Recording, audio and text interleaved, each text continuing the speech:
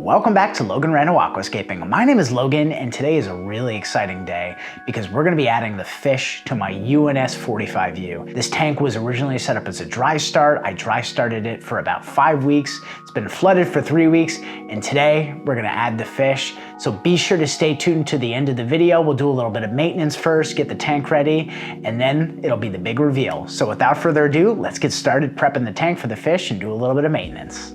So all of the carpeting plants are really nicely established in this tank, but due to the transition from their tissue culture immersed form to their submerged form, you'll notice that there's a little bit of melt in some spots. Nothing to cry about, but something we want to take care of and address before it gets out of control. So we're going to do a little bit of a light trimming today to remove any sort of melted tissue, as well as set this tank up for success and to stimulate new growth, because we don't want to be trimming, the day or two after we get the fish in the tank. So we're going to do it now.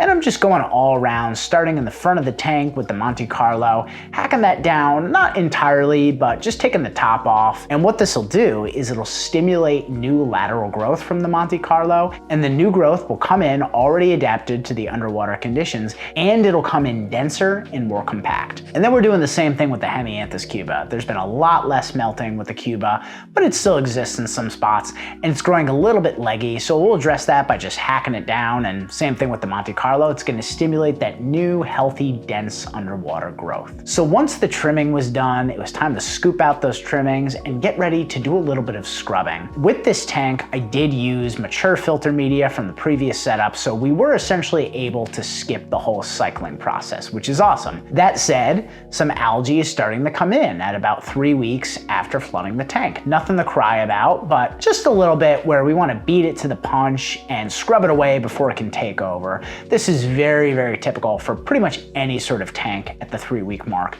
You also notice there's little teeny bits of diatoms, but again, because the tank is already cycled, we're really able to avoid the worst of it. So I'm going through with an electric toothbrush, and this is just an electric toothbrush you can pick up at any store, and I'm scrubbing it off in a circular motion. So we're just gonna go through each and every rock and make sure that anything visible is removed, and this will really polish up the rocks and have things looking great. Now, throughout the first few weeks of your tank's life, you kind of want to do this very methodically because algae is going to try its very best to get a foothold, but the more you scrub it away, the more you keep up with those water changes, and the healthier and bigger your plants grow, the more algae is going to lose its leg up in that arms race that it plays with plants. So now that the trimming is done and the scrubbing is done, it is time to do a water change, and I'm doing about a 40% water change today. So I'm just draining out all the water, and then I'm replacing it with my tap water, which is essentially RO water. It comes out of the tap at 30 TDS. Gotta love that soft Portland, Oregon water.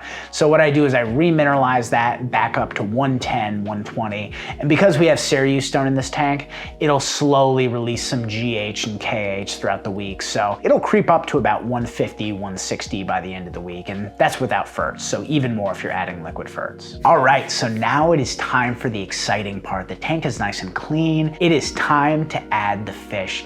And I am super happy to say that after running all sorts of polls and getting recommendations on Instagram, I decided to go with the neon blue Risbora, aka Sundidanio goblinus. It looks very, very similar to Sundidanio axelrodi, which was originally the recommendation to me that Green Aqua provided when I ran an Instagram poll. And I went to my fish store looking for that, and instead they had this, and I was super happy with it.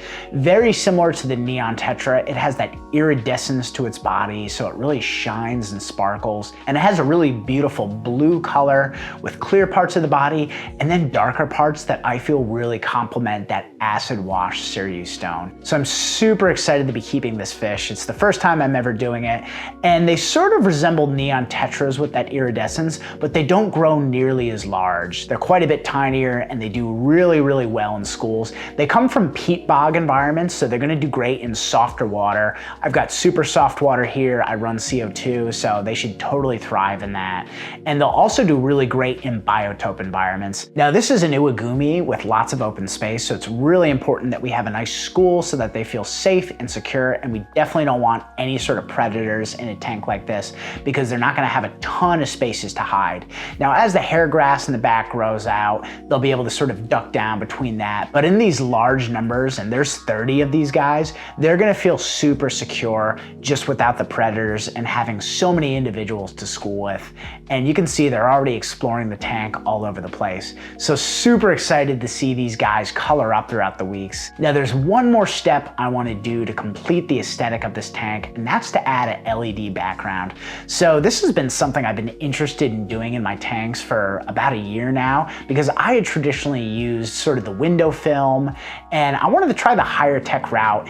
And I was really sad to see that unfortunately there are no US manufacturers making an LED background right now. So UNS, if you're watching this video, please manufacture an LED background. Take my money, I want to give it to you. So what I had to do was go on Amazon, do a little research, and I found sort of a generic Chinese brand one. I have my complaints. I think I'll do a full video review of it in the future, but it gets the job done, and I think it works really well. Cool thing about this background is you can change the colors. So if you're having a party or you want a different vibe to your tank, you can completely change the colors. It dims up and down, and it works with timers and remembers the settings when it goes on and off. So let me know down below in the comments if you want a full review of this LED background, but I'll go ahead and link the one I use down in the description. I'm not affiliated with them in any way, just did a little bit of research, and this is what I came up with. So that is all the time we have for today's update. I hope you guys and gals are just excited about this tank as I am. I'm so stoked to see everything grow in more and get more lush,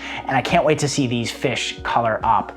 Now, my next question for you is, which shrimp do you think I should add to this tank? I'm gonna go with Caridina, but I want something that's really gonna complete the look and add some life to the bottom. So let me know down below in the comments what your Caridina shrimp recommendations are, and I look forward to seeing you guys and gals in the next update. Bye-bye.